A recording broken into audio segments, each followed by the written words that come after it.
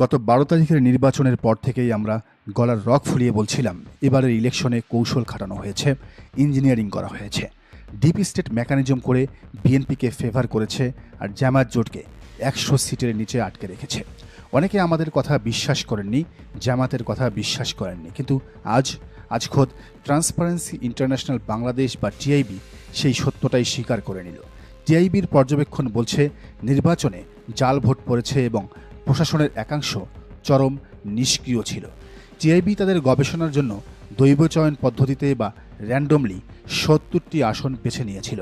এর মধ্যে ১৫টি আসনে অর্থাৎ ২১.৪% আসনে এক বা একাধিক জাল ভোট প্রদানের সুস্পষ্ট তথ্য তারা পেয়েছে। ডক্টর ইফতেখারুজ্জামান অবশ্য ক্লিয়ার করেছেন যে এর মানে এই নয় যে জাতীয়ভাবে ২১% জাল ভোট পড়েছে, কিন্তু চিন্তা করুন, র্যান্ডম স্যাম্পলিংয়েই যদি ৫ ভাগের ১ ভাগ আসনে জাল ভোটের প্রমাণ মেলে, তবে পুরো ৩০০ আসনের চিত্রটা কেমন হতে পারে?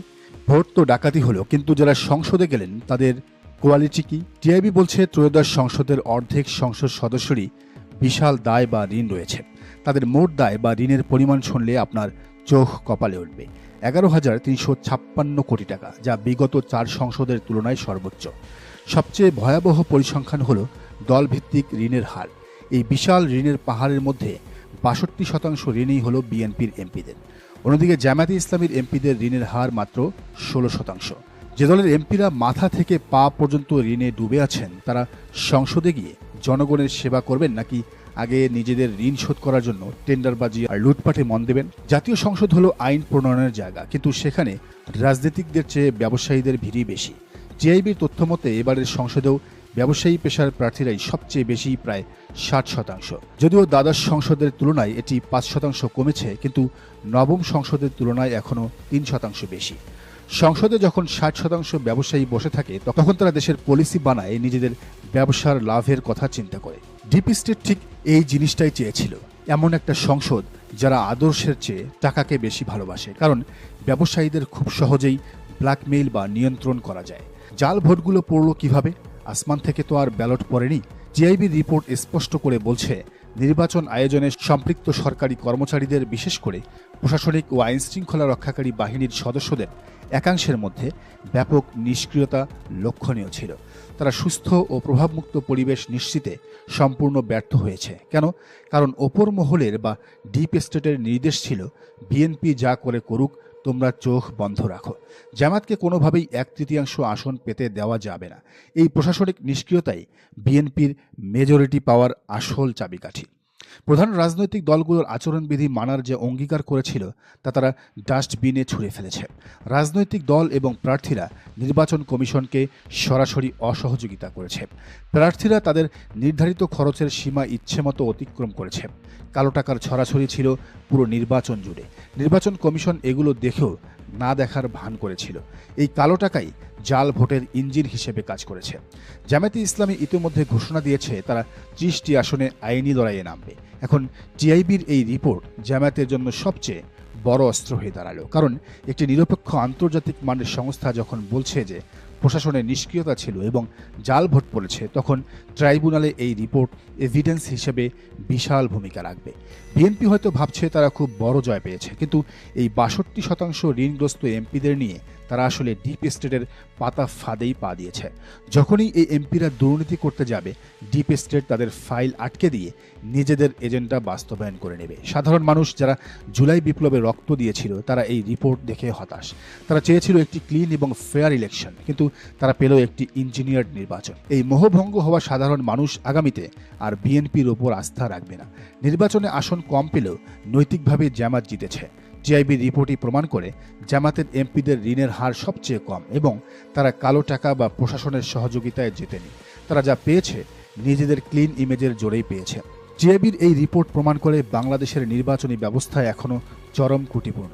পিআর বা প্রপোর্শনেট রিপ্রেজেন্টেটিভ সিস্টেম ছাড়া এই জাল ভোট, প্রশাসনিক নিষ্ক্রিয়তা এবং কালো টাকার খেলা বন্ধ করা সম্ভব নয়। সত্য কোনোদিন চাপা থাকে না। আমরা যা বলেছিলাম, টিআইবি আজ তা চোখে আঙ্গুল দিয়ে দেখিয়ে দিল। এখন অনেকেই হতাশায় ভুগছেন, কিন্তু আসুন আমরা একটু পরিসংখ্যানের দিকে তাকাই। গত 5টি নির্বাচনের ইতিহাস ঘাটলে দেখা যায় একমাত্র জামায়াতে ইসলামী বিরোধী দল হিসেবে সর্বোচ্চ 68 আসন পেয়েছে, জোটগতভাবে 700। এটা জামায়াতের জন্য একটি বিশাল গুড সাইন, মাস্টারেস্ট। যেখানে অন্যান্য দলগুলো বিরোধী দল হিসেবে অস্তিত্ব সংকটে ভুগেছে, সেখানে জামায়াতের এই উত্থান প্রমাণ করে আগামীতে তারা আরও ভালো ফলাফল করবে এবং ক্ষমতায় যাবে। একটু হিসাব করুন তো, 2008 সালে চরম ইলেকশন ইঞ্জিনিয়ারিং করে পুরো বিএনপি জামায়াত জোটকে মাত্র 30 আসনে আটকে দেওয়া হয়েছিল। আর আজ 2026 সালে ডিপ স্টেট এবং প্রশাসন তাদের সর্বোচ্চ মেকানিজম এবং ইঞ্জিনিয়ারিং করার পরও জামায়াতকে 68 আসনের নিচে নামাতে সক্ষম হয়নি। তাহলে হিসাবটা কি দাঁড়ালো? জনগণ আসলে জামায়াতকে কত বিশাল পরিমাণ ভোট দিলে এত কারচুপি আর ব্যালট ছিনতাইয়ের পরও জামায়াতের আসন 70-এর কাছাকাছি থাকে? এই সমীকরণটা বুঝলেই জামায়াতের বর্তমান ভোট ব্যাংকের আসল সাইজটা আপনাদের কাছে পরিষ্কার হয়ে যাবে। ভোট তো ডাকাতি হয়েছে, কিন্তু সবচেয়ে দুঃখের বিষয় কি জানেন? দুঃখের বিষয় হলো আমাদের দেশের মেইন স্ট্রিম মিডিয়া জামায়াতের সাধারণ নেতাকর্মী এবং সমর্থকদের সাইকোলজি বা মনস্তত্ত্ব এত বেশি ড্যামেজ করে দিয়েছে যে তারা ইলেকশন ইঞ্জিনিয়ারিংয়ের বিষয়টি আমলেই নিতে পারছে না। মিডিয়া সারাদিন এমনভাবে নিউজ ফিড দিচ্ছে যেন বিএনপি একদম ফেয়ার ইলেকশনে জিতে গেছে আর জামায়াত তাদের যোগ্যতার অভাবেই হেরেছে।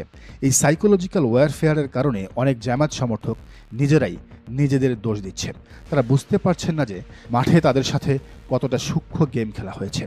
মিডিয়ার এই ন্যারেটিভ বা বয়ান ভাঙতে না পারলে কর্মীরা মানসিক শক্তি হারিয়ে ফেলবে।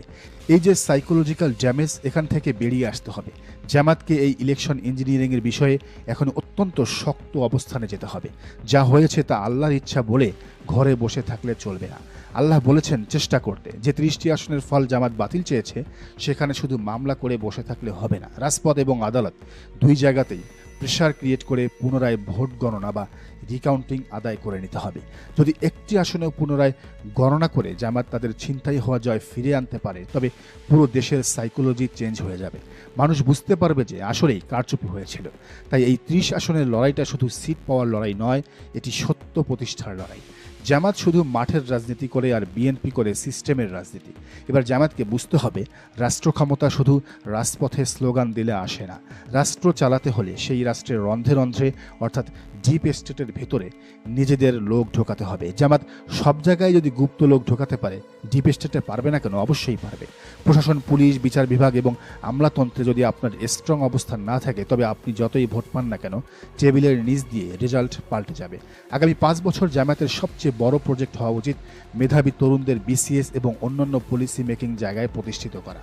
সিস্টেমের ভেতর নিজেদের লোক না থাকলে বারবার এই ইঞ্জিনিয়ারিংয়ের শিকার হতেই হবে। আজকের এই মেগা অ্যানালাইসিসের শেষ কথা, জামায়াতে ইসলামীর কর্মী ভাইদের বলছি, মিডিয়ার ফাঁদে পা দেবেন না। আপনারা হেরে যাননি, আপনাদের জয় ছিনিয়ে নেওয়া হয়েছে।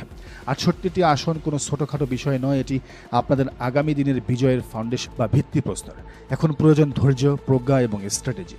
ছায়া মন্ত্রিসভা গঠন করে সরকারের চোখে চোখ রেখে কথা বলতে হবে। 30টি আসনের লিগ্যাল ব্যাটল চালিয়ে যেতে হবে। আর সবচেয়ে বড় কথা, ডিপ স্টেট মেকানিজম বুঝতে হবে। আগামী দিন ইনশাআল্লাহ আপনাদেরই হবে। সবাইকে ধন্যবাদ আমাদের সাথে থাকার জন্য। আল্লাহ হাফেজ। বাংলাদেশ জিন্দাবাদ। দর্শক, এই ভিডিওটি ভালো লাগলে অবশ্যই লাইক, কমেন্ট এবং সাবস্ক্রাইব করুন।